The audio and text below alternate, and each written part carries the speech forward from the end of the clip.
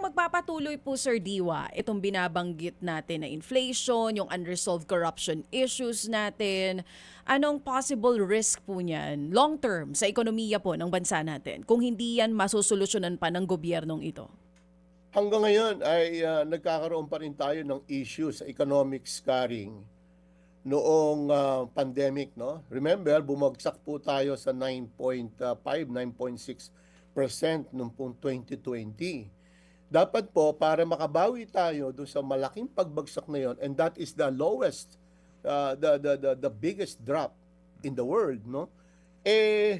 Dapat po nag-grow tayo ng 8%, 9% para makabawi tayo at maibalik natin yung ating tinatawag na growth path sa dating growth path na tiningnan ng NEDA at ng ating pong pamahalaan. Pero hindi tayo nakabalik doon no? After growing by 7% in 2021, 2022, bumalik tayo sa 5.6, 5.7. Ngayon, nandito naman tayo sa ating 5.5% growth.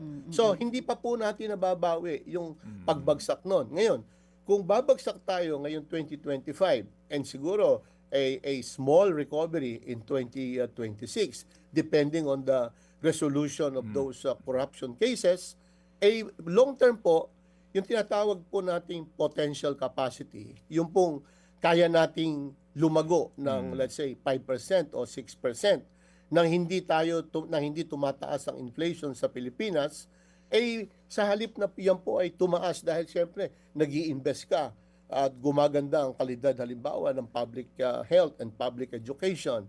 Mas marami tayong naitayong mga tulay at mga daan. Dapat po yan yung potential capacity natin umaakyat ng umaakyat. Pero ang ating pong potential capacity hindi po umaakyat It has been stagnant, no? Una po 'yon. At pangalawa, yung pong ating tinatawag na yung productivity, no? Yung kakayahan ng mga tao na makapag-produce ng mahusay and very efficiently. Dahil po ang kalidad ng ating public education ay gano'n na lamang. Okay? Makikita po natin yung level of literacy ng ating mga mamamayan, gano'n na lamang kababa. Kaya, what do we expect to happen 10 years, 15 years from now? Anong uri ng mga negosyante? Anong uri ng mga political leaders ang ating maaasahan 10, 15 years from now when senior students, senior high school students could barely write or prepare decent essays in English or even in Filipino? In fact, sa creative thinking po ng OECD, no? Yung pong tinatawag nilang PISA, yung pagkukumpara ng kalidad ng edukasyon sa buong mundo, nandun po tayo sa ibaba. So, humahina po tayo sa science, mahina tayo sa math, mahina tayo sa English or sa reading. Mahina rin po tayo sa creative thinking. Kaya dapat lamang, yung pong budget ng Pilipinas ay maiukol natin sa human capital development.